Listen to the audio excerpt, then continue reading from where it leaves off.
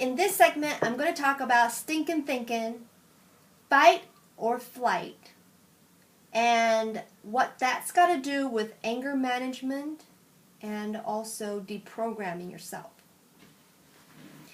So this is something that just happened to me today as I was talking to my mom, and we were having this conversation, and she was giving me advice on how I should do my YouTubes, because she knows that I'm doing YouTube, and she has loads and loads of advice all of a sudden. And it was getting me really irritated because she was comparing me to other people, and she was she was very negative, with the advice she was giving, and a lot of it was fear-based and worrisome stuff, that was her love for me, her concern. She was concerned, and so she was coming from that point. But all I heard was negativity, negativity, negativity consecutively.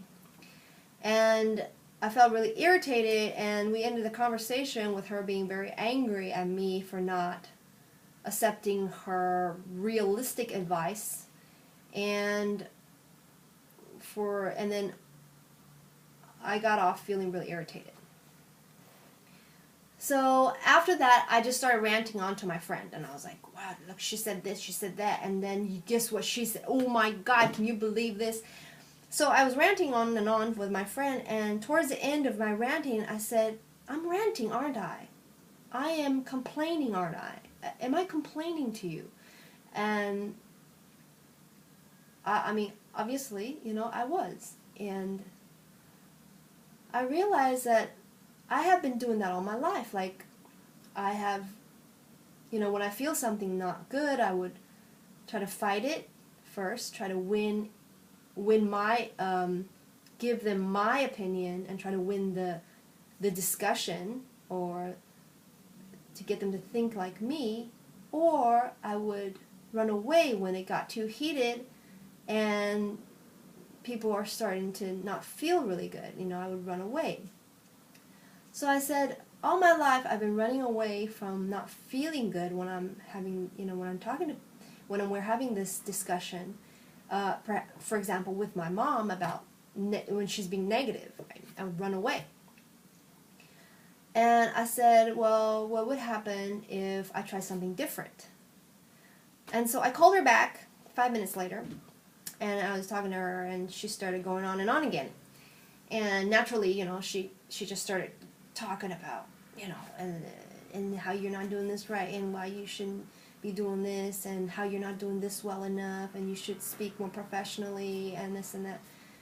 And I just started to really listen, and not to agree with what she said, but mainly to accept my feelings as she said it, accept what was happening to my body as she was talking. So I felt this buildup of energy here in my stomach, in the pit of my stomach, and I felt it getting more and more pressure as she spoke more and more words. Like every other word to me was like a left and a right punch. And she was just getting it to me really good. And I felt it build up, and build up to one point. I was there with her. I was just, I didn't have any fight or flight. I was just, there to be there with her. I was just there. And suddenly, boom! I just started bawling. I started laughing. I was laughing, and I don't know where that came from, but I knew the pressure then was gone. The pressure that I had with here was gone. And then I just said, Mom, you're just funny. This is funny. The way she was talking, and her agitated voice, and her, her fluctuations of her voice, it was just funny. And then so, I was, then she kept going. She didn't even skip a beat. She kept going on and on. And then I felt my second bodily function, my body felt the pressure was in my elbow. And as she was speaking, I felt it expand, and I felt like irritation here. I felt there was pressure coming here. And I was like, okay, let's feel it, because I didn't react the same way before, so that was a good feeling. That was something, I said, wow, that was alleviating. So then I felt expand, expand, expand. And then boom, I just laughed out loud again. And I was like, oh my God, I feel like I'm onto something here, So I was telling her, yeah, I was feeling this pressure as you were talking to me. And I accepted that I have the pressure, and I accepted it. I was just with it. I allowed it to be. And I didn't try to challenge her with whatever she was saying, because, when you talk to people, it's always like you're right or I'm right, or, they could be right or you could be right, and they could be wrong and you could be wrong. But that's not the point. The point is what was happening to you, and that was what I allowed to happen. I allowed the feelings to happen, the build-up, the pressure that I felt. I felt this pressure on me, and it was relieved as soon as I laughed, and it was just I felt it build up, and I didn't make myself laugh. It wasn't something I did purposely, but I just felt it. I was with the pressure, and I felt the pressure get bigger and bigger, and at this one point it couldn't get any more bigger. Then it just came out as a laughter, and it was spontaneous. It was just like, wow, I've never experienced that before. And I said, all right, Mom, let's try more. Let's keep going. Keep saying what you're saying. Hit me left and right. Give it to me good. And she didn't skip a beat, and she could care less what I was saying. She was so focused on just drilling me with whatever her reality was, and how I'm not doing this right, or she's not doing, or this, she's comparing me to my cousin, and this and that and that. So I said, all right, give it to, in my heart, I was like, okay, give it to me, keep giving it to me. And as she was talking throughout the conversation, the third part of my body that reacted was my heart, like it was around this area. And I felt there was like pressure there, a little bit of pain, a little pressure.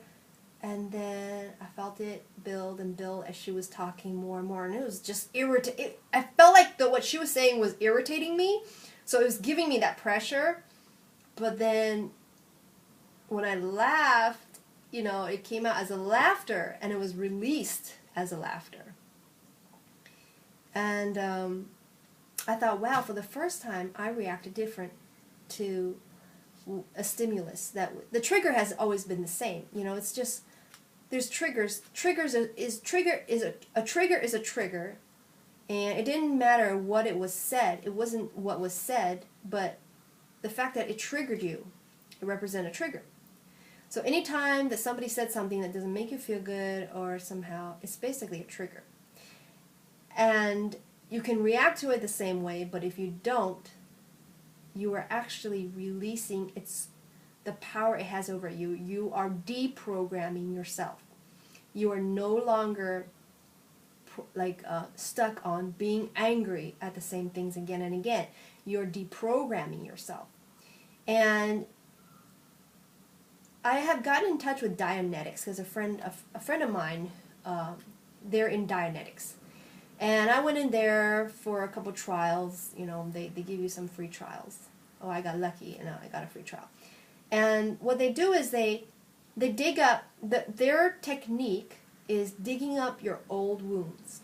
And, pretty much you talk about your life, and then you'll hit a trigger where it kind of digs up you'll naturally dig up your old wounds, and you'll talk about it. And once you hit that wound, you'll know, because you'll feel really emotional, and the same old emotions start coming back, and you're basically there. You hit the spot. You hit a gold mine.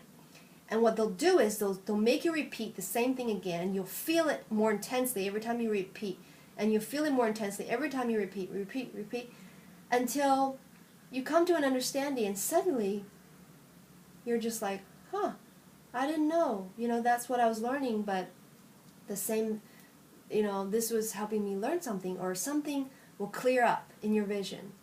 And you're just like, huh, oh, I guess it wasn't that bad, or and you'll start to feel different about that same situation. Even though that situation happened to you, and you had this emotional trauma that happened as a result of it, But as you go through it again and again by repeating it through words and through your thoughts and feeling it, you're basically able to deprogram yourself from feeling negative about that situation.